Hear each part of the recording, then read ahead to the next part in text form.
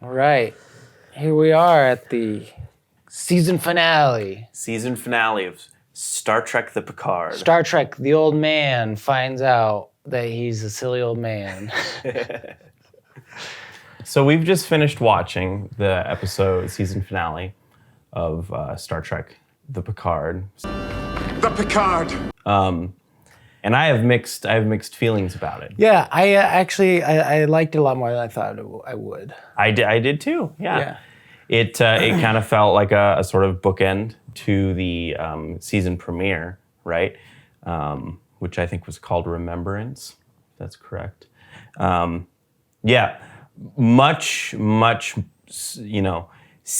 it had scenes in it that it allowed itself to sort of exist in these scenes for a while. You had that conversation with Data at the very end, which I thought was very well written, right? As all scenes between Picard and Data kind of have been so far. Yeah. And then, you have all the characters talking about Picard's supposed death in the end. And I thought, all of those scenes were very good.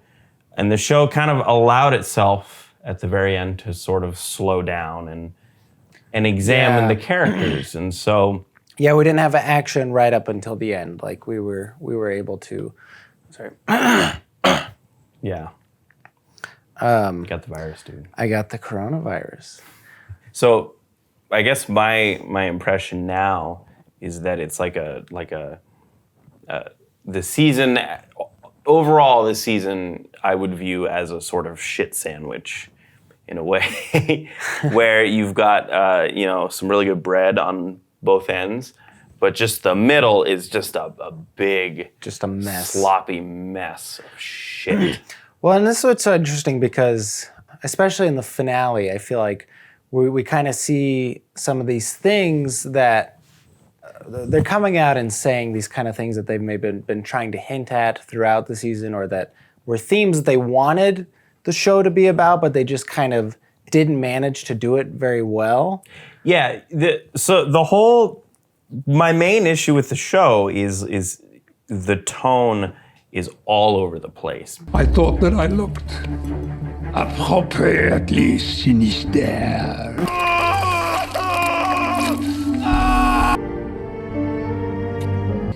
Thing I have to atone for. What do you mean? I'm sorry.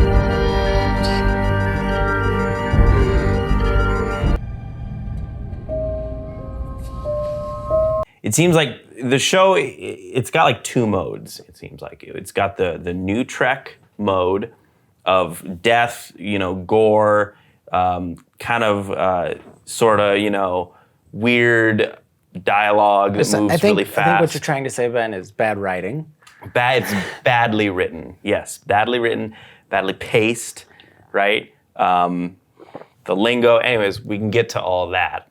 But then this show, it will allow itself to have moments where it's like, we're going to write this like old Jean-Luc Picard and not like JL. There it is. Mm-hmm. It was in this episode a lot near the end. They were like, how many times can we get Rafi to say JL? JL, I'm right here. About what, JL? I'm glad we didn't have a JL drinking game. Oh, we'd be for this. Fucking wasted. We would be so wasted for this. Maybe we should review. We should have. I'm saving my alcohol consumption for when we watch Star Trek Discovery, though. Yeah, that's when we'll need it. Mm-hmm. We'll have to ration ourselves because supplies are supplies are limited. Limited at the moment. No, it was so weird because at the end of the episode, end of the season finale, we're kind of getting hit with things that would be really cool to explore. Free will in an android. Who at the last moment, it's got to, Picard is saying it was Soji's choice not to activate the beacon or to shut the beacon down. I liked that.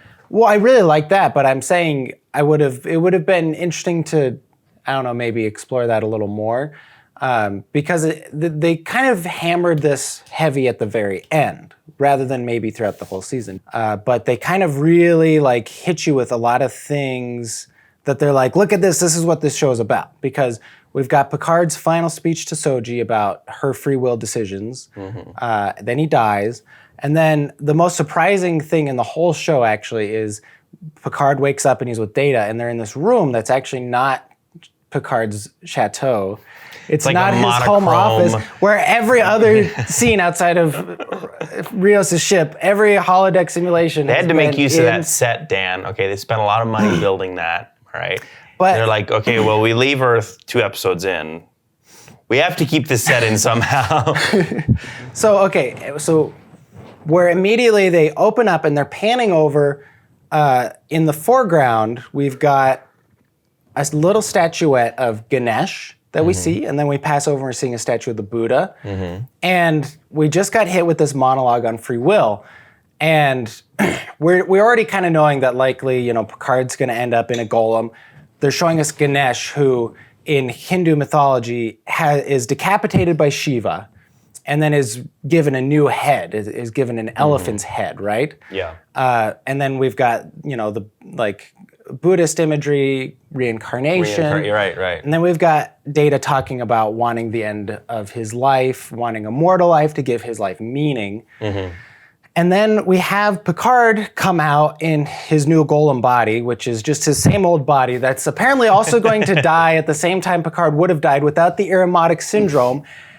So why did he give him Irumodic syndrome in the first place? Like, what was the point of Picard's facing his own mortality when they're just like, well, you're going to be exactly the same, but minus the disease.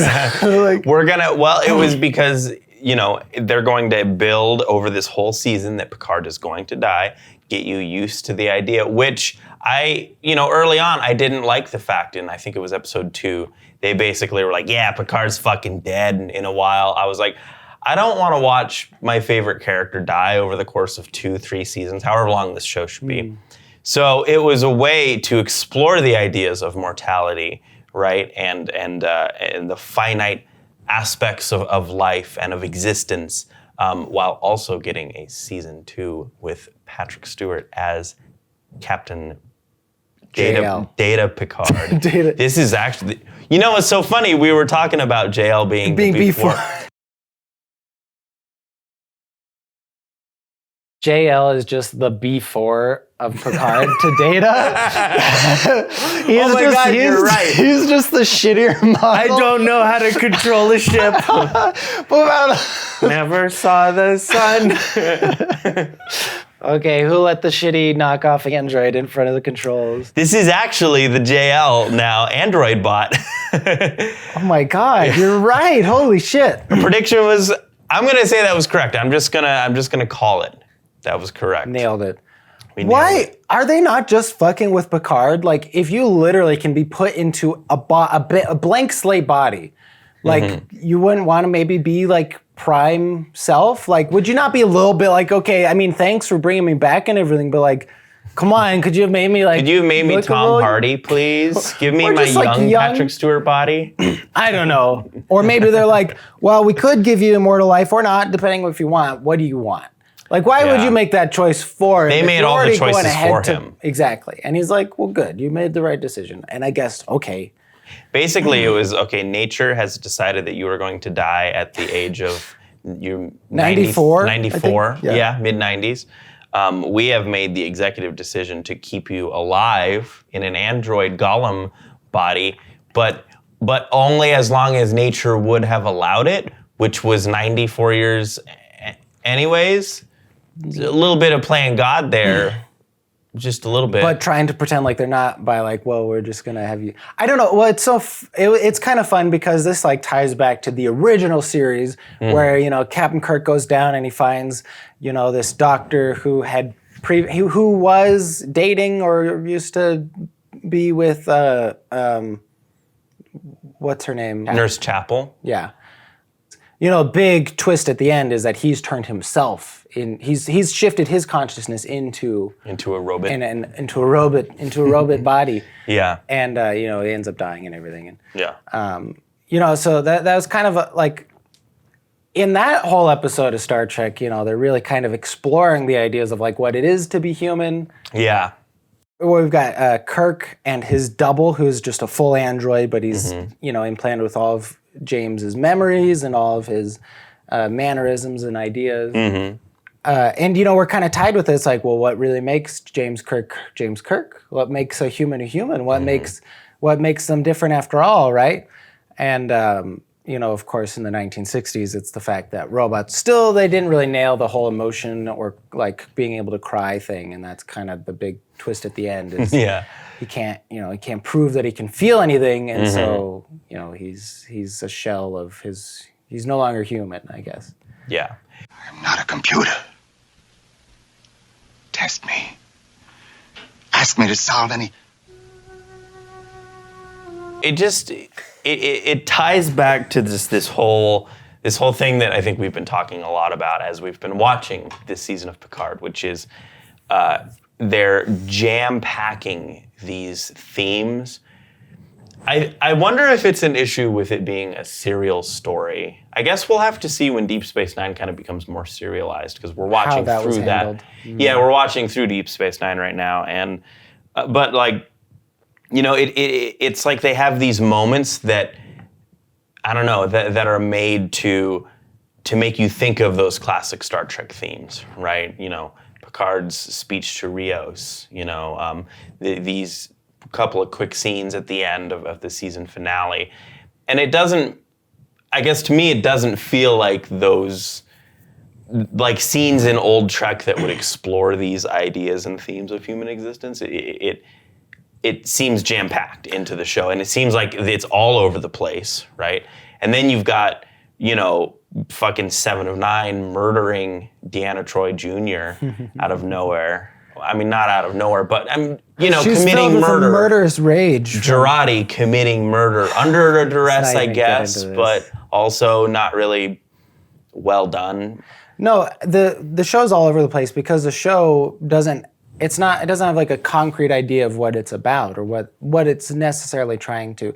We're trying to figure out Picard dealing with his mortality and the trauma from his experience as a Borg, but also weight of synthetic life and free will and the morality of the greater good and tentacle monsters from another parallel dimension that might wipe out all of organic life. But it'll be so the thought of it is so terrifying that you'll want to kill yourself. But but at the same time, we gotta keep it a secret because. Yeah, none of this shit makes any sense. Because you're just summarizing what happened in That's season just 1. what happens. Well, I mean, I think they should have made the story much simpler, right? No super secret, Tal Shiar, but even secreter police, right? I don't know. No demon aliens from another existence. Or if they had taken those and start your story there, Yeah. Like if that's what you want the show to be about, then you can be then it's not about Picard. Right, right. Yeah, exactly. It's before this aired, they were all about, this is going to explore Picard's old age, right? And how he's navigating and trying to return to his, sort of former self because of a mystery that has happened, right? And really what we see with him handling his old age is that people are mean to him and yell at him all the time. And he is constantly humiliated and emasculated just for the very fact that he has the audacity of being J.L. Picard. Maybe this is should actually be looked at as a more interesting psychological examination into Patrick Stewart's thoughts on becoming old and just the way the world treats you a little differently, maybe. I don't know. Everybody does treat me like a benign old codger.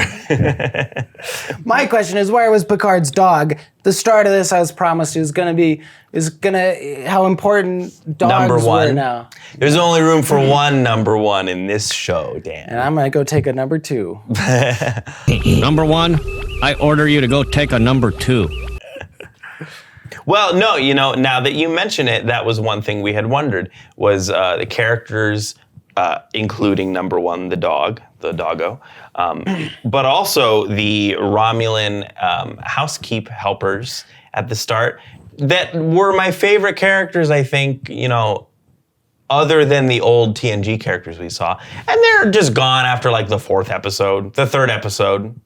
We don't see them again at all. we spend a couple episodes getting to know them, but they don't actually matter. All we really needed was just that one room in Picard's house, so that Rafi, who had never even been there and is jealous of Picard owning this place, when she's gonna go talk to all of the Rioses, she's going to do it in the chateau. The chateau, yes. Like, why? They spent a lot of money on that set, Dan. God. Okay, they need to use it. But look how nice it looks. It's like all golden lighting, and it looks like peaceful and serene. Heirloom furniture. So nice. It's a fine chateau. God. I was a little disappointed. I don't know. I was expecting something more with the Borg. Kind of like, what was the significance of the Borg ship even existing? Like, was the whole Borg reclamation, like, this was literally just the setup to have the Tal Shiar working to get memories out of Soji, right? And so that 7 of 9 can plug in as Borg Queen, right? Yes. I mean, ultimately, it's so that 7 of 9 could become the Borg Queen, and then the Borg Cube could crash, and that there could be a Borg Cube, I think. Those were the three reasons for the show to do it. In the universe, why was Soji sent to the Borg Cube? There's been a lot of speculation on this in general. This is actually a question too. Like, this is actually the show of things happening and not mattering. Like, Maddox is dead. Maddox was there working with Soong, but he's actually, it didn't matter. He's dead, and his work is completed. But he was actually mainly working on the transference of consciousness, but doesn't really sound like Jurati really was helping with that kind of research. She was more focused on synthetic life, but... Yeah, okay, something just occurred to me too. Did she know of hold on, what was his name? Alton. Oh, Alton Soong. Alton Igloo Soong is what I have written down here. But did Jurati know of Alton Soong at all? I don't think so. But he was working with Maddox, like, it seems like long extensively. Term. Yeah, if Maddox had been like integral in the research. Why was Maddox involved in this show at all? I don't know. Why was it? Was it so that they could have a reveal of Brent Spiner at the end? It was the big misdirection. I think he existed so that Agnes could murder him, and then she could have her own character arc of learning that she doesn't like to murder people. Okay, let's talk about this a little bit. Okay, this is like the big thing. Dan does not like this. Okay, like, final shot. Plot choice at all. Rios is like making out with Agnes. Doesn't give a shit. No one cares. We knew they were gonna do this. Yep. No one cares. She murdered Maddox, and it doesn't matter. It does not matter what. Well, she did it under duress. Okay, remember, she did it under duress. But my question is, where did that? So she commits a murder out of nowhere because. Well, okay. Here's the thing. Okay, maybe let's say she kills Maddox.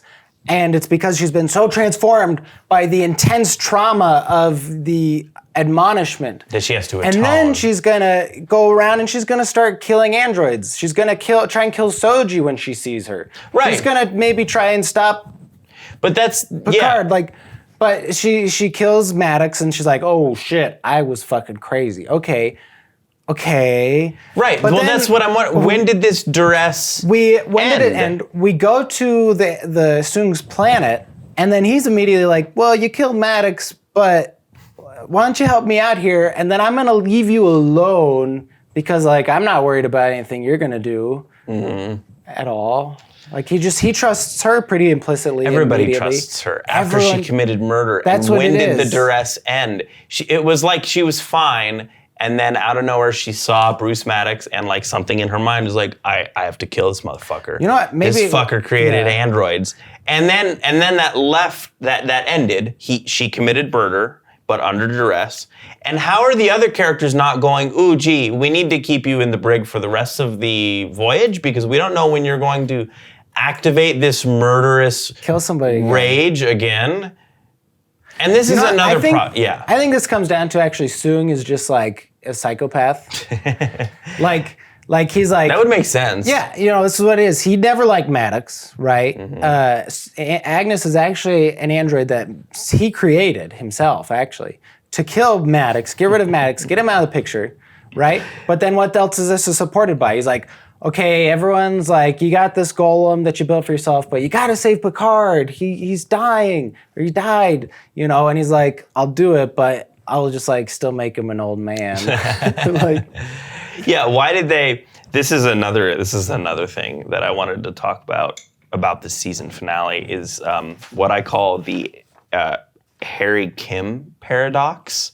Okay, so you haven't seen this episode in Voyager, but there's an episode in Voyager where they encounter, I believe, I haven't seen it since I was a kid, so I might be wrong on this.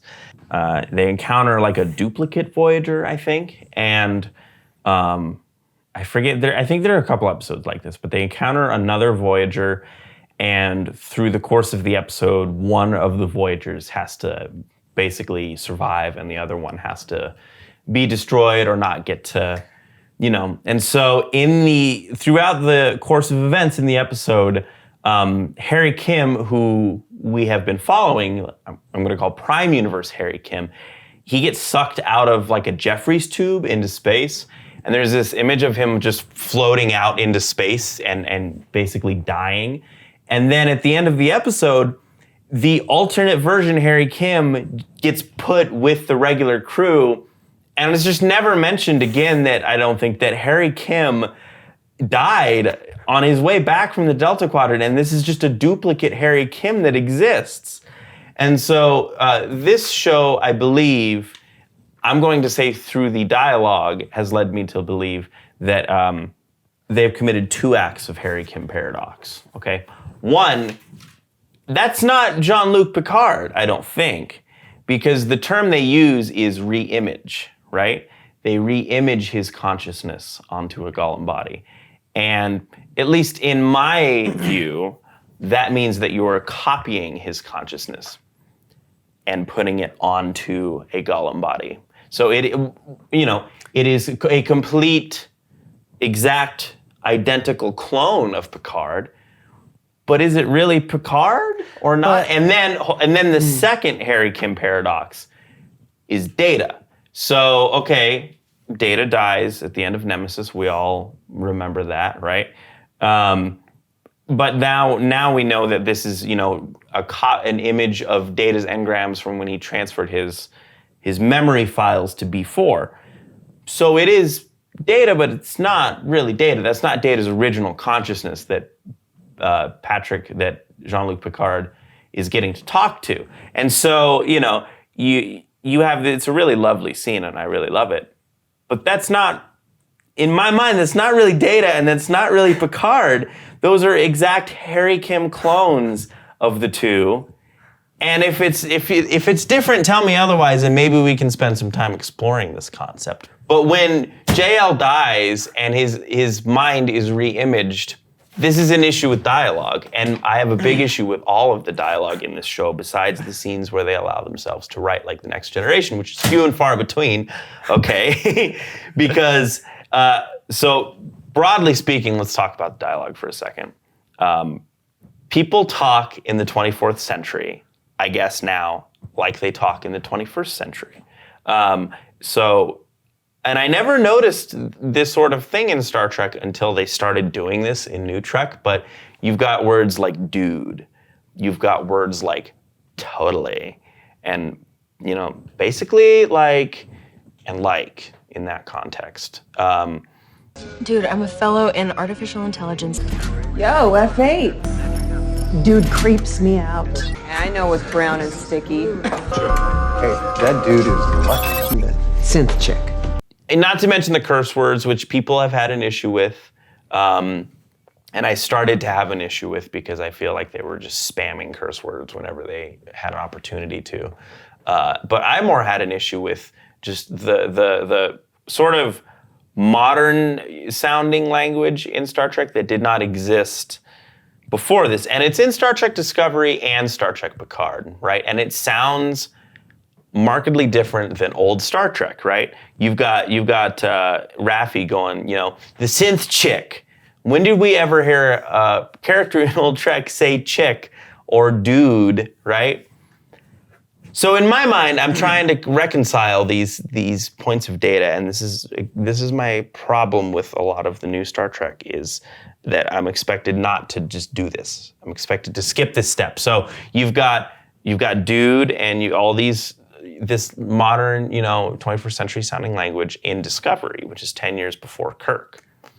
So does that mean that once the original series rolls around that makes its exit? And then it's absent from the future until the end of the 24th century after TNG, where they're like, hey, you know what? You know what's retro now? 21st century lingo.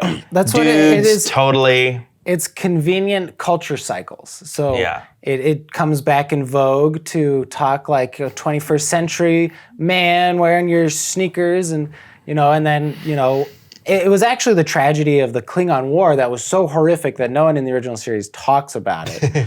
And they've shifted their entire culture. But, enough time passes by, and then after, Mars gets attacked by the synths, the Romulans. They're like, dude, this is some fucked up shit right here. Actually, what's sounding pretty cool is, getting back to that good old 21st century lingo. I don't like the dialogue in this show, Dan. Okay. Dude, totally. I love the way that Star Trek characters talked in the old series. They said only what they needed to say.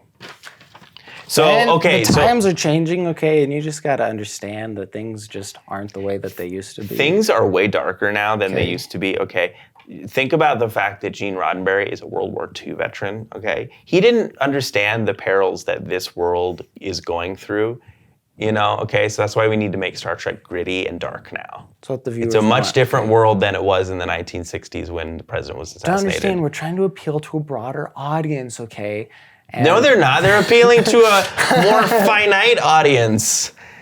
Fuck you, Picard, you piece of shit. Long overdue. This is long overdue. All those billions of species you say. I don't know. It's just like a lack of proper build up or motivation or just working for these kinds of payoffs, because if there are just different things they want to do, then that's totally fine. But they're just shoehorning stuff with no explanation, and it's frustrating. I think it's it's a serialized story, and I think in order to explore all these themes, they needed to keep the story itself much simpler than it is. Right. Because, we watched that clip recently of Michael Piller talking about what makes a Star Trek story, right? Insert clip. No. Roll 212. That's a bit of a long clip, I guess. Roll 212. Well, I think it all goes back to an incident with Gene Roddenberry in the very first season that I was there, which was the third season of TNG. And we said, let's just do a Q show. We were throwing it together, and somebody came up with an idea that Q takes the Enterprise on a wild goose chase, and we get involved with the Klingon War. And I went into Gene and I pitched it.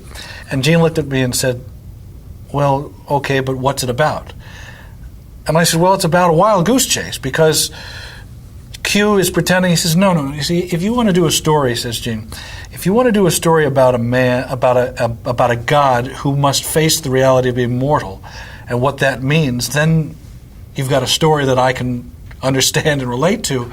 I know what that's about. And Gene Roddenberry's like, why are you making it so complicated? Just what you had was a great story. Q loses his powers and has to deal with becoming human and becoming mortal. Let's explore that, and then that became the story. And that's why you have these great scenes of Q, falling asleep for the first time. I lost consciousness. You fell asleep. Or encountering Guinan, who stabs him in the hand. Or Data gives his life. Supposedly, briefly, they think he gave his life, or put himself at risk for giving his life for Q, right? This show is just like, let's get a little bit of Zot Vash, let's get a little bit of incest Romulans, let's get a little bit of intergalactic space demon tentacle hentai things. This is the new age they were actually bringing in. 100,000 years of pain. The organic mind is just not prepared. It's not, yeah. Hey, they're already talking like the people from the 21st century. We should give them a little taste of what they were watching back then. Pleasure in the future, okay? You're just not prepared. It was actually a total mistranslation. The synths actually, they got closer, but they were still wrong. It was tentacle monsters that are going to bang you. They just needed a neck beard to touch that circle of pain. That was the only thing missing. I understand now. I am the chosen one. I shall bring forth the new age. The new age. This was where the crossover episode between that Spider-Man movie and Star Trek was about to begin. I don't know. I would think that something that's going to be so far ahead of... I mean, what if they were so advanced 200,000 years ago, and they're advancing at an electrical speed, right? That's the thing. They're like organic life is moving much slower than a synthetic organism is going to, right? It's going to develop even faster. Like, is that this exponentially faster? Is this like the pinnacle? Like something that, I mean, it kind of reminded me of one of those little monsters in the Matrix, one of those scout robots in the Matrix. Oh yeah, zipping through. They got all the tentacles or whatever. Yeah. I mean, yeah. Did the Q know about this? That's my big question in all this. You know, you think Picard would have maybe gone like, Q, can you give me a pointer on? I mean, that's the excuse for every problem that the Enterprise faced. But this seems like something that the Q would be aware of. Unless they knew the whole time that, the day would be saved and they didn't need to step in and interfere. How do these things destroy planets with just those tentacles? Everything destroys planets, Ben. Okay? And not only do they destroy planets, they'll destroy your mind. They'll make you pull the skin off of your face because they're bad. This show destroyed my mind. Okay. What a disappointing reveal. Like, what was the reveal again? I don't even know if they ever I don't know. Is it just is it just supposed to be a feeling that is imparted onto you? Like you're imprinted with just the sense of doom, and it's not necessarily anything that you discover, but it's just this feeling that you need to kill yourself. Did Agnes just get over that immediately after she killed Maddox? She got a microdose. It was like she was needing to come off. She was needing to get off, and she got off by killing Maddox, and then she's fine. End of the series, she's making out with Rios. It's all happy, hunky dory. Her character arc doesn't make any sense to me. It makes as much sense as Picard standing ominously in front of a frightened young woman who doesn't know who she could trust. He menaced her. Whoa! Why did he menace her? Well, because he doesn't know how to treat people that aren't in Starfleet, that aren't part of his crew, that he can just command around. You had it coming. I mean, yeah, but I would. But he did. That's so out of character. Why did he do it? Picard. That's another thing that I think one of my biggest takeaways from this season is, that's out of character. I had that thought so many times watching this show. So you want to be ass deep in Romulans for the rest of your life? And then I kept thinking back to their just this, Picard is way different in this show. He is so much different than he used to be. He is not the same person at all, right? And I feel like they said that so much that in their mind, it gave them carte blanche to do whatever they wanted with his character. Without earning it. Yeah, and that's another thing. We were talking about, when do you start this story, right? That's a big question when you're writing a story. When do you start the story? And in my opinion, the story that needed to be told was the synth attack. That's where it's interesting to me. No, we need 5 episodes of exposition. Okay. Many title cards. Holy shit.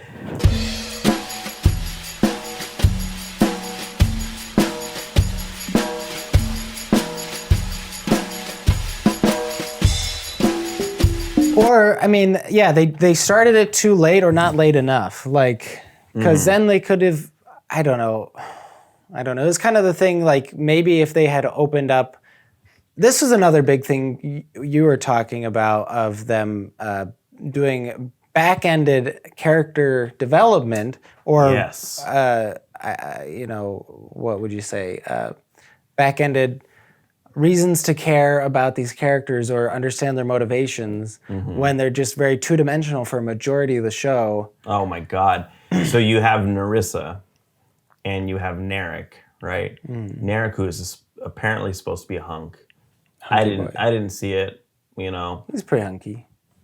Rios is hunky in my opinion. Rios is a hunk. Rios is a hunk. Narek is not. Narek's got fucking patchy facial hair, okay? It's all about personality. He doesn't have anything in terms of personality. He tried to murder Soji. All right. Oh my God. So you have him, and then you have Narissa, who spends 8 episodes being completely irredeemable, just in terms of her characterization and character development, which by character development, I mean complete lack thereof.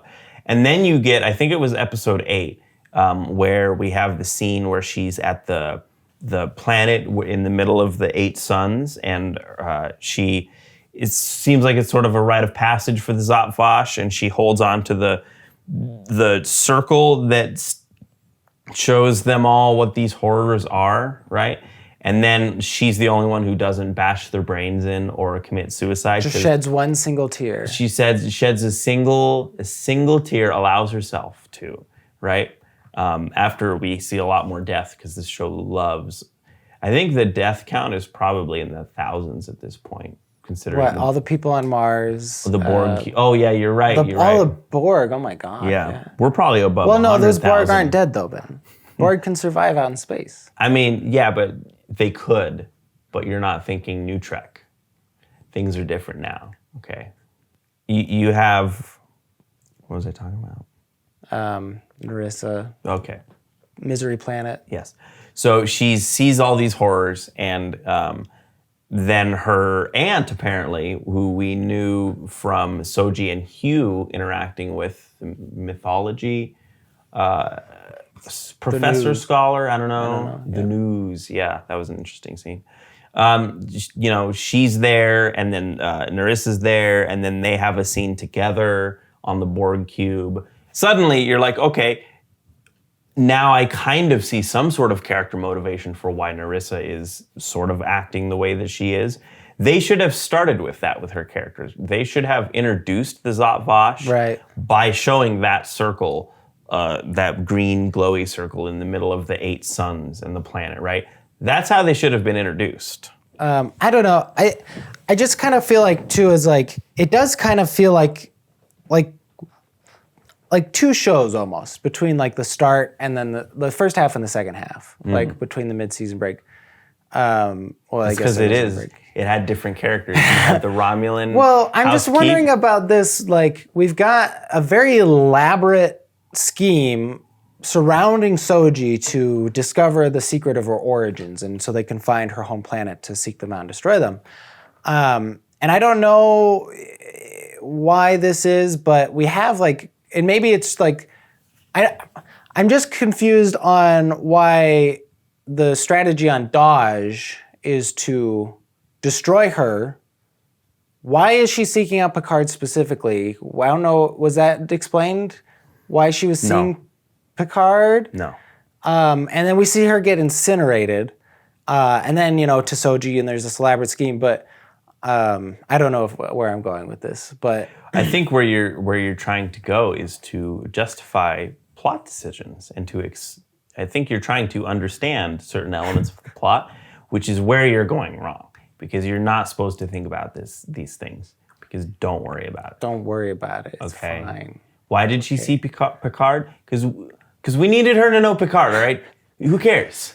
We need Picard involved. We need to get them to meet up. So she sees him on TV giving an interview, very out of character interview, Well, Right. he was just showing his years, Ben, because he's slipping.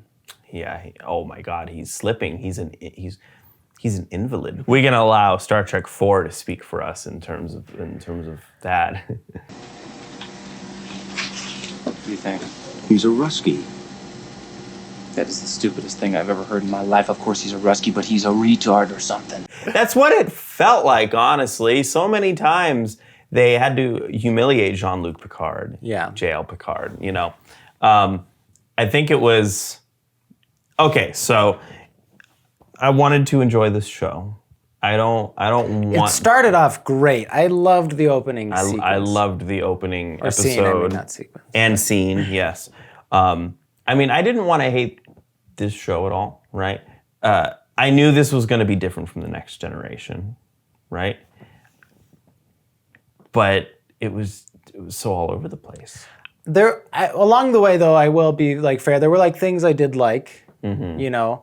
I liked exploring a little bit with Picard's dealing with his time on the Borg and a little bit of maybe still some of the trauma he feels, and it is kind of interesting exploring maybe how old age could change you.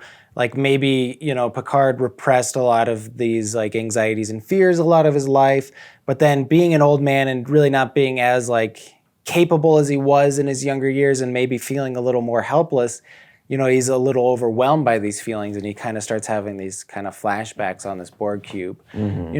That was kind of fun. It was interesting. Yeah. I really liked most of the things with Hugh, getting to see him kind of come back and trying to help his people, trying to create some kind of a life for all of these people that he shares this experience of, coming out of the collective and into individual life, But he has to die, Dan. Okay. He has to die by a knife to the neck, right? A boomerang to the neck. It's like a little side flick of the wrist. It's just such a shink. And then, yeah. Episode 1, okay, they start with the Enterprise D and Data and Picard, right? And immediately, you see the scene and Data's in his Nemesis uniform. The exchange they have, I think, was very well written, right? It's a dream, and Data says some weird shit that Picard's like, that's everything that I have, because they're playing a game, cards, right? Great scene, right? Except it ends with a planet exploding, which has become a staple of New Trek, is planets exploding and galaxies being destroyed and everything in the universe dying. The stakes can never be higher than in New Trek. But so then, I really also enjoyed the reveal of Daj being Data's daughter. I thought that shit was cool. And in my mind, I was thinking, is she going to be a remnant of Lal? And right. I thought I was really captivated by that because, and I don't think they would have done that because it would have just been a rehash. But I don't think it would have been a rehash because Data always was kind of a little sneaky. He was always a sneaky feller, right?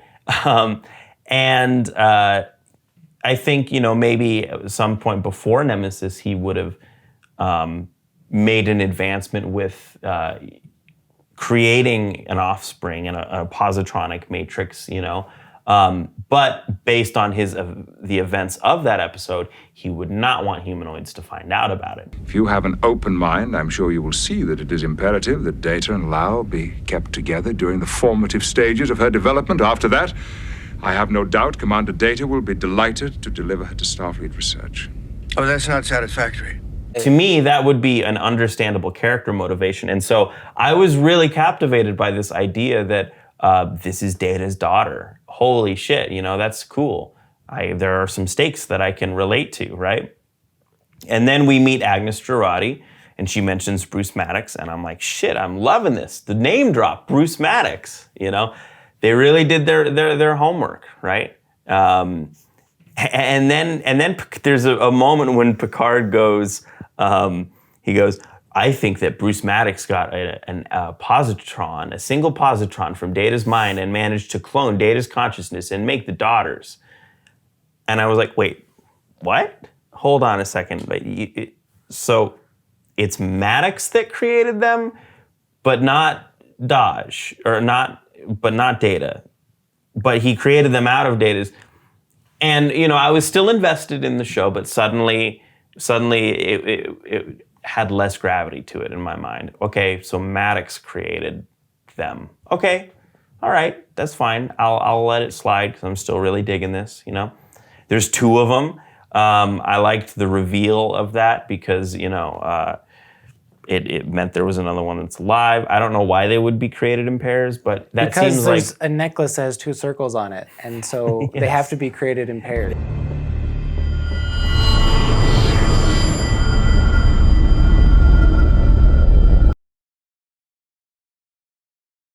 They have to be. They have to be created in pairs. You would think if you knew anything about synthetic life, you'd understand they have to be created in pairs. I don't, apparently. And so I was thinking, okay, a little weird, but I'm still into this. Data's daughter, cool.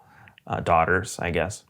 And then the first episode ended with this scene where you meet Narek on the Borg cube, and he encounters Soji, the twin, right? I don't mean to intrude, Narek. I'm new here. Soji. That's a beautiful name. And it was such an unusual scene because he's like, I'm a fan of your research, Dr. Asha, but I don't think you would care for me because I'm just a lonely young man. And then Soji's like, well, guess again. And in my mind, I'm still just super excited about this episode, but in the back of my mind, I'm going, wait, what was that exchange even? What? What was that scene trying to do? And then the episode ends and they're on the Borg cube and it's like, ooh, this is great. There's a Borg cube, fucking love it, right? And then the next episode, Picard awakens at home, right? And he's there with his Romulan housekeepers that are refugees from the supernova.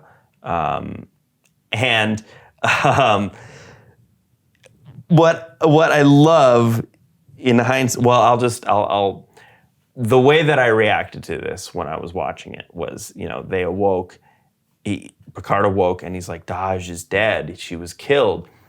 And immediately the housekeepers are like, it's Zhat Vash, dude. The super secret Zhat Vash. And Picard's like, what are those? Well, it's an organization even secreter than the Tal Shiar, who existed for thousands of years that nobody knew about, that held on to a secret so awful that it would break people's minds, right?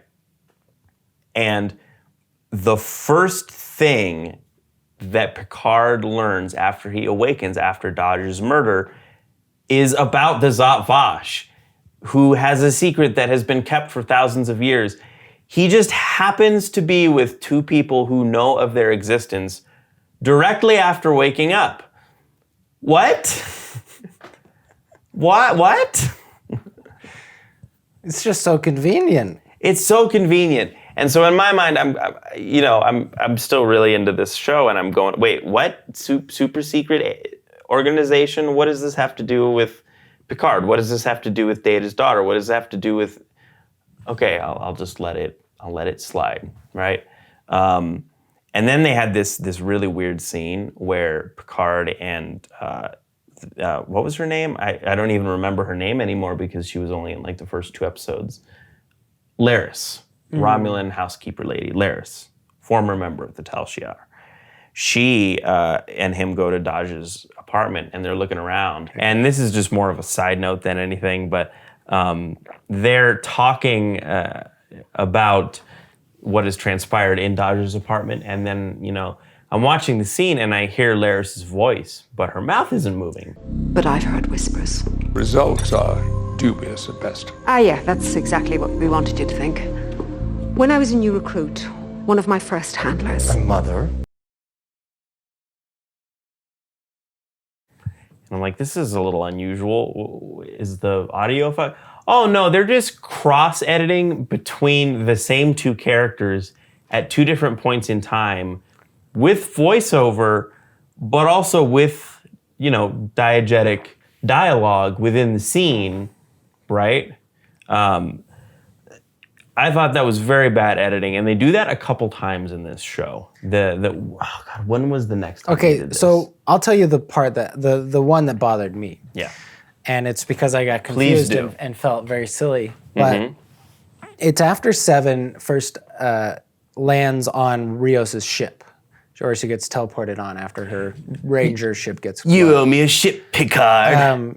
That scene? Yes. Where she hates, What happened was, I don't exactly remember the context surrounding this, but suddenly Picard is talking to Seven in his home, in his little home office. Yeah. And so I'm thinking where we've cut to a moment earlier in time where Picard and Seven had seen each other and they were talking about stuff, but they're talking about the Zhat Vash, and I'm trying to place okay, when did Picard see Seven before he left, but then before she got caught up into whatever she was just escaping from or saving Picard from. See, you're making the mistake of worrying about all of well, this. no, Don't worry about it. Well, no, here's what happened is because it wasn't earlier in the timeline. It was actually that they were just in the holodeck on Rios's ship, and he was just simulating his Gotta use that set, home dude. office. We gotta use that set. We build it. I was just very confused as to when and where we were at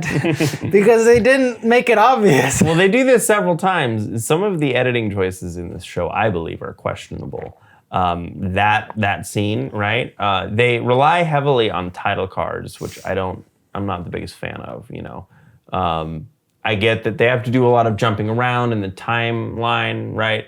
But maybe if you have to do so much time jumping, maybe it's worth examining why are you setting this story where you are 14 years after the whole Romulan exodus from Romulus and the destruction of Romulus. That's the story that I think is worth telling.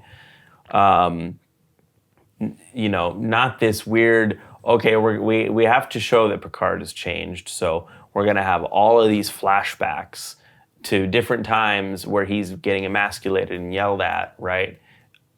Anyways, back to present day. So you have that scene that was a little unusually edited. But then, you have the scene where Picard finds out that he's terminally ill. And I remember in that moment, we had talked before the show aired that we were certain Picard was going to die over the duration of this show. And we were sort of correct. They were able to have it both ways, which is... I'm glad he didn't just die. I think a lot of characters are just dying these days in television, kind of the Game of Thrones effect, and some of them are not as deserved as I think deaths were in early seasons of that show. No, I mean, well, not to go on a whole tangent, but Game of Thrones did it very well in a way that really kind of drew you in and honestly did especially near the end there, I think. Yeah, and so we find out that Picard has a scene with this doctor that's not Beverly Crusher, who tells him, and I get that they didn't want to have all the old TNG cast in, but she was the one he was closest to in The Next Generation, so you would think... If he kept in touch with anyone. He would keep in touch with her, and he would rely on her to put him back into active service, you would think. But anyways, it's the doctor from the old Stargazer, which was fine enough. That's cool. Yeah. Cool reference. But, this doctor's like, you're dying, you're terminally ill. And the thought that I had is, okay, so now we're going to have to watch Picard die over the course of how many seasons, right? Another little thing, but I was like, I knew this is what we were getting into from everything that we've read about this show and how it's different, and Picard is old age, and, Logan, this shit. in that you've got Charles Xavier, who is in the midst of completely losing his mind, and that's what makes that such a captivating movie.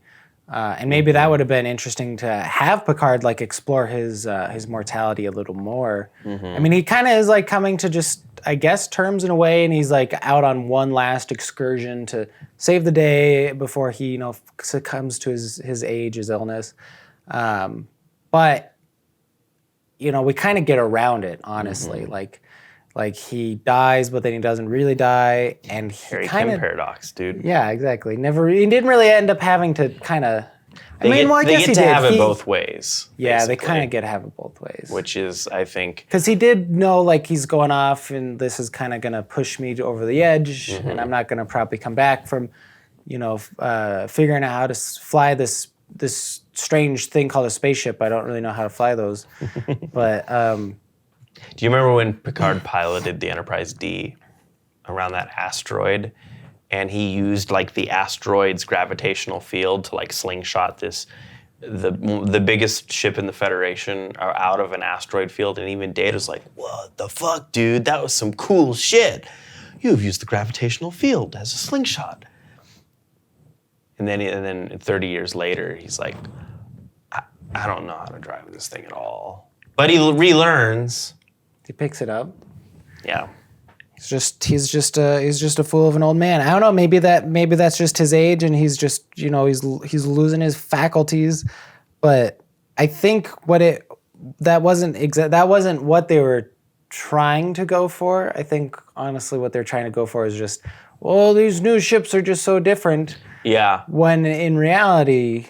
And then he's able to pilot it at the end of the show. Well, you got to think about this. Inconsistent messaging. This is what you've got to think about, though, is we don't know maybe how like independently wealthy Rios is, or what he does, or the condition wealth of his is ship. a factor in the Federation now. Apparently so. Apparently. But what I'm going to imagine is Rios just kind of being this lone dude with a ship all to his own. He's probably didn't buy this thing brand new, right? But at the time that Picard is leading the Enterprise D, that is like at the forefront of Starfleet technology. Yeah. So I mean, yes, there are like a lot of years maybe since Picard is retired, but I would imagine maybe coming from leading technology, being the last big ship you know how to fly, and then maybe someone else's much smaller ship, which would in practicality maybe be something a little bit older to kind of shave off a few years of technology between. I'm probably overthinking that. I was just going to tell you that you are worrying about things that you're not supposed to worry about in these new Trek stories. Well, the difference actually is it's holographic controls, and Picard never used those, even though they were around 10 years before What's up with this, by the way? It looks futuristic. Holographic mind meld controls. Oh, I'm going to fly the ship by... How would that... So do those holograms have like haptic feedback? Where like you're piloting... I'm not totally opposed to like that, the idea of like a technology like that. I'm not opposed to that. What I'm saying is like it's like replaced the joystick in terms of how you pilot a ship all cool and zooming around. Do you not... They're holding on to like a little holographic ball thing. Do they have any sensation of the ship's resistance? I mean, we do have like. Can you just do that and the ship just like combines? I wouldn't be surprised. Maybe they would though. I mean, we do have like pretty like if we've got like holodeck technology, I wouldn't be too surprised if they could engineer some resistance into that, even if it's. See, now I'm worrying about this stuff. Shouldn't worry about it. Man. I shouldn't worry Don't about worry it. about This it. looks Okay? cool. Okay. It's 3D. It's 3D now. It's futuristic. Yeah. And so, then you go to episode 4, which has the elf. Elrond. Elrond Hubbard. Legolas. You have Elnor. Elrond is an elf also. He's an elf. He's the... no, I cut that because now I'm not going to know his title and it might sound like I don't know my Tolkien very well. So I think you should go for it. You should try. He's like the high elf chief of Rivendell. Okay. Elrond. Really? I don't remember exactly. Okay. He's like the leader of the elves in Rivendell. And so you've got Elrond. You've got Elrond on the episode 4, which was, I think episode 4 was when I started to notice conversations happening multiple times. So you've got multiple people getting pissed off at Picard. Everyone's mad at Picard. Everyone's mad at Picard. Because he didn't do enough. As one admiral in Starfleet, he didn't do... And again, this gets back to the idea of this, I think, you know, they're basing so much of this story off of something that we've never seen. And you know, there are a lot of stories that are able to do that. But the fact that we have seen so much of Picard's life before makes it weird that there's such a big change of his character and the perception of his character that we do not see. If that makes sense? Yeah. You know, it's not like we're starting this story where there's a prior wounding to his character and to his, you know, reputation and everything. We've followed him for close to 30 years, but we're kind of just, we have to go along with this fact that this thing we've never seen before is what leads to everybody hating Picard. And so that was episode 4, I think, was when I started to notice. That's when the previous Romulan, the retired Romulan senator, got pissed at him after he like just strolled into their bar. They're in their saloon. Into their Romulan saloon. Yes, exactly. They should have had a piano, saloon piano there. Then it's actually crossover to Westworld. Yes, exactly. We're bringing it all together here. All together. And I think at that point, I think we had multiple scenes with Narissa and Narek talking about how Narek's taking his time with Soji, and you know he's banging her, and you know, and Narissa's like, oh, I can smell her on you, you know. And smells like android coos. Like android cooties, yeah. And well, she's a humanoid synth thingy majig. And so, you know, at that point, I was still really engaged with this show. And I was thinking, okay, I know it's going to be different. I know all of this shit's... But I'm starting to hear the same thing over and over again. Everybody hates Picard. Everybody, Narissa and Narek have the same exact conversation and the same lust towards each other in multiple scenes. My approach, which you approved, is the only sound approach. I hope that confidence is not misguided. Which is the only reason I agreed to let you pursue this highly questionable... Far more subtle. ...approach. One whole seed. Impressive. I know how to handle her. Right? But I was still in the show because I grew up with Next Generation, right? Then episode 5 happened. And I've told you this before, episode 5 broke me, okay? I witnessed the breakdown.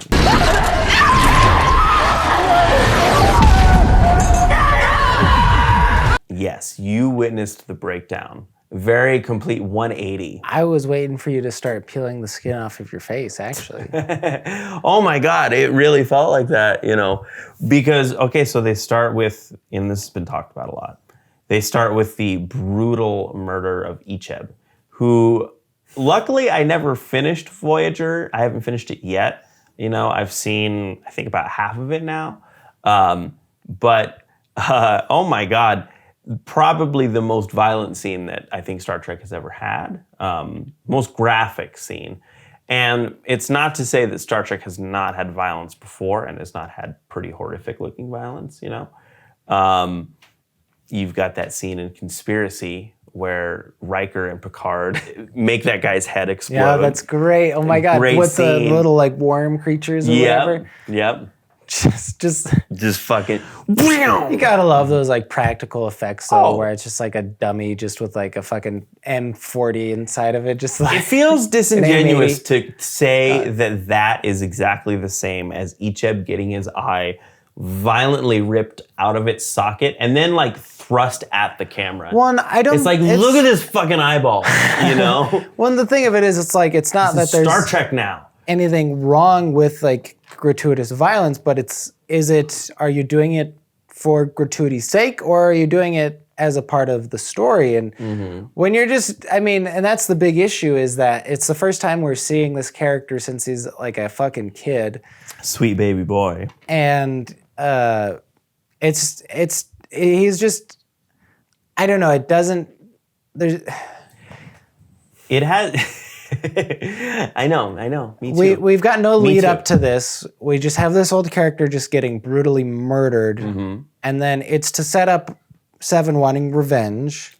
Which she gets at the end of Which the she episode gets. because she kills the antagonist. And then she gives this whole speech, well, right before she kills the antagonist. You know what's interesting is that the gratuitous torture porn did not turn me off as much as 7 of 9's speech at the end of the episode. That was the thing. Where she goes, Picard still thinks there's a place in this world for hope and for, happiness. Haha. I didn't want to disillusion him. Picard still thinks there's a place in the galaxy for mercy. I didn't want to disillusion him. Somebody out here ought to have a little hope. Having seen the whole season, I get that. I think that her whole arc was coming back to thinking that there's maybe a little bit of hope or something. But they really did not do a good job of making me feel that way. It really felt like they were like spitting in the face They were talking to the audience. Yeah, it really felt like I could feel the hand of the writers very, very clearly. And it felt like they were telling me, like, your vision of Star Trek is over. That is gone. The world is a different place, which, yes, there are parts of the world that are very much different, but original series was 20 years after the biggest human conflict in history, all-time history. Everyone that worked on Star Trek, the original series, had been in World War II. James Doohan had his finger blown off, right? That was a pretty optimistic show in a lot of times. To say that the world is so much different than it was back then is I think a bit of a cop-out. No. Well, here's the thing. It's actually when things are actually the darkest when maybe you need, I don't know, some kind of hope to strive for, like a possibility of like bettering ourselves. I mean, it's the exact same thing with when 2001: Space Odyssey comes out. It's like it's a pretty big point that Kubrick puts a Russian astronaut in with the Americans because at the time we're at the height of the Cold War, and there's no relations between these countries. But the idea was that eventually humans will transcend these ideas of nationality and I don't know, all the small squabbles that we get into and unite as one humanity, and then we can explore space, But Star Trek, the original series, had that too. There's exactly Russian in space. There was the African American communications officer during the Civil War or Civil Rights movement. You had, I think those were the only two they allowed at the time. Oh, you had Sulu. We've got Sulu as Sulu flying the freaking ship, like yeah. No, I mean, and that's the thing is that it's like Star Trek is always like, how could we what would it look like if we were like bettering ourselves for like a better society? And I think, the weird thing about this show, having seen the whole season now, and the arc of the season is basically, it's like the arc of the season is to return the characters to kind of their original the show where beliefs. Things happen, but they don't matter because it didn't change anything. It did the arbitrary changes that we made to make things different are going to get counteracted. Yeah, at the end, you would think that you think of a character's arc as being linear, and each of these characters, like at the end of the show, it's like, we kind of had the right beliefs before this whole show started. Before any of this business. It just seems a little bit of an interesting direction to take for characters. Picard, and it was needless. I just think that's why I think it felt forced that these characters were so imperfect at the start of this show. Yeah, it just felt so out of place. They're like, no, Picard, we don't like Picard now, right? Did you see Raffi vape? Did you see she vapes a lot Did you see she's mad at him? She drinks a lot, okay? No, it's exactly the same thing, just on it's the overall thing and all of the smaller things too. Picard has aromatic syndrome, but now he's in a different body, but it's gonna look exactly the same and live to the same length of age that he would have if he didn't have the aromatic syndrome. Based off of technology we originally seen developed by Roger Corby in the original episode. Oh, good Name what drop. are little girls made of in the original series? This guy knows his original Anyways. series. You didn't need any help with that. I knew that just off of the top of my head, actually. Yep. So now that I'm thinking about it more, why did they, what's the whole thing about transferring Picard's consciousness into an android body? Why did they do Well, and this any is of what that? it was this is where I feel like the show like kind of wanted to go into some like cool directions where we're like talking about the morality of utilitarian thinking for one species over another, or free will in synthetic life forms versus organic life forms, or the continuity of consciousness, or the significance of being mortal to give meaning to your life or not. It's like they were like wanting to like go these directions, and then they either like they just didn't develop it Girardi has enough. to fall in love with Rios. Rios She doesn't committed give a murder shit that and she just murdered someone on his ship. She committed murder, and Literally the very on next his scene. ship. This show is so bad about tone. She committed murder, and literally the very next scene, I think, with her in it, is her making out with Rios, because she's like, "Oh my god, I just killed my lover. I need to get some action with this hot space captain." And Rios isn't that he's just in love with her. He's just smitten. Like. So episode 5 broke me, okay? And from then, so what happened was you had Icheb's death, right? And then you had you had Icheb's death, you had 7 of 9's speech that was like, Picard's a dipshit, this is bullshit, in this, Benigno Codger. Which again, I get what they were trying to do now with like making you feel, I think they were trying to be like, they wanted you to feel alienated. I don't think they did a very good job of it, because the whole point of this show, I guess, is that even though these characters changed, they were coming back to what they used to be, I guess. I don't know. For any of this. And then Maddox dies at the end of the episode, and what I started to realize in that episode is, okay, so you have Icheb at the start of the episode, Maddox at the end, and later Hugh. So all 3 side characters from old Trek that they showed are immediately slaughtered very gratuitously. It's a symbolic gesture, Ben, because they're showing you the death of old Star Trek. They're telling you this is probably metaphor. not that far off. This is they're mythologizing the transition of the old times into the new times. This is myth in action, okay? Have you seen any kind of media these days? Everybody has to die, okay? Everybody has the end of their story. Well, and sure, Star Wars, it's its own thing, and it's always been. The start of Star Wars, you've got the Death Star is going to, it's capable of blowing up planets. Mm-hmm. But that was, that Star Wars was never Star Trek. But that's the problem, is that Star Wars was more broadly appealing to people, so they want to make Star Trek more like Star Wars, and that's why everything has to be these ultimate stakes of, this is the end of the universe, and we've got tentacle monsters are going to come through this little red portal. Watch out. They activated the hentai beacon. Oh, hold on. There's tentacles coming through. Oh, no.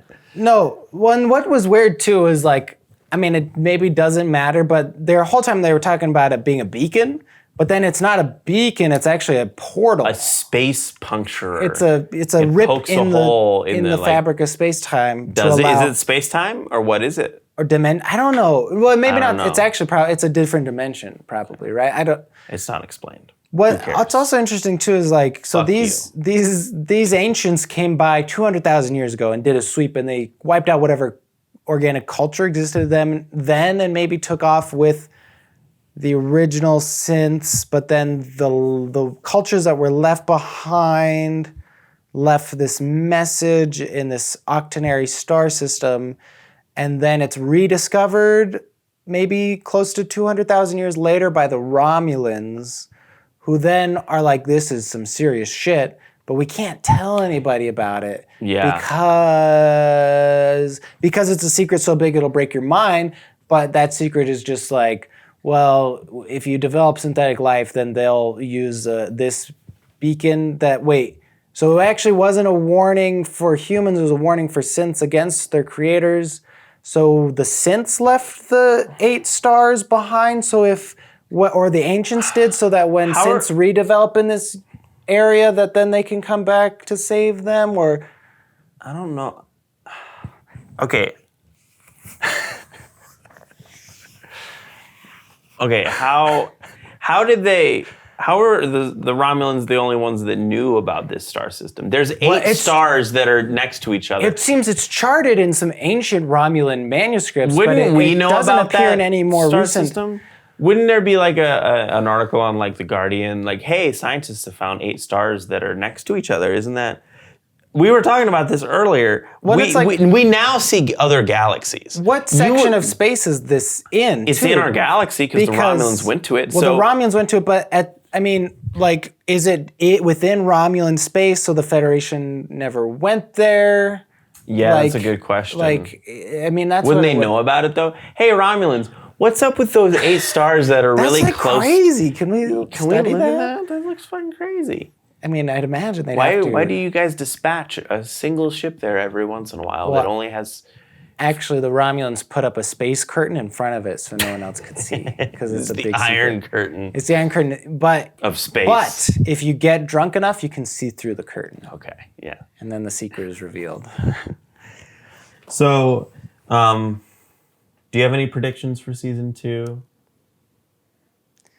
Girardi is now going to become the head of the newly reopened cybernetic division of the Daystrom Institution. Right now, we've got all this new forefront of science to explore. So obviously, naturally, she's going to be needed to lead the way.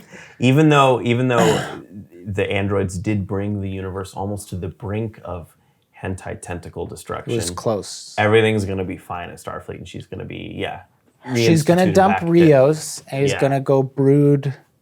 You know, also, I'm surprised we didn't see like the EMH or anything appear when Picard kind of was having his attack. But anyways, we're worrying about it. Not to get distracted here. By the details of the show. And we'll definitely have, we're going to have a touching scene where Picard actually talks about Legolas being the son he never had, and how much he means to Picard, and then someone's gonna die.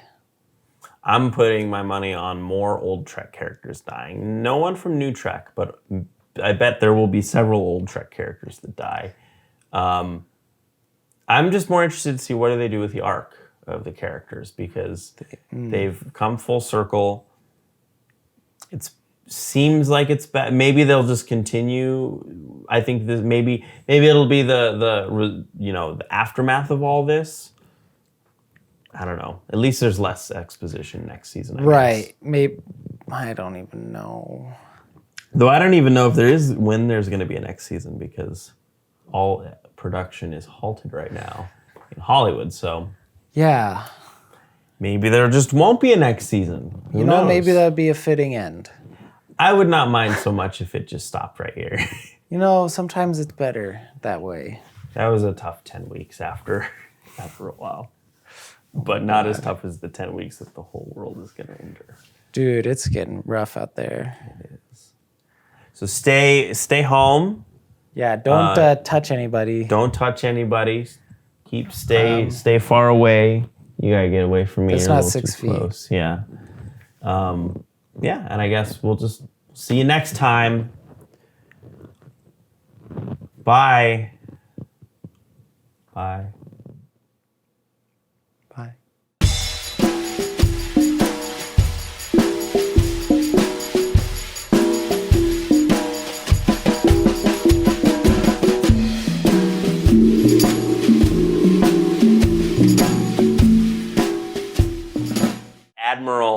Admiral lady who always tells him to fuck off and shut the fuck up, and he's got nothing but ego.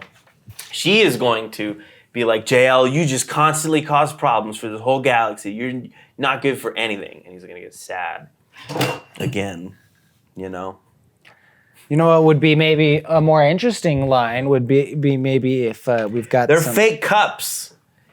We're not even drinking real liquid. I don't know what you're talking about. Sure was refreshing. Cup of Earl Grey. Did you have Earl Grey too? No, I had chamomile. It's like 10 o'clock at night. I'm Well, you know, fucking psycho. we're in the middle of filming here. Okay? Yeah, but I still gotta be a person.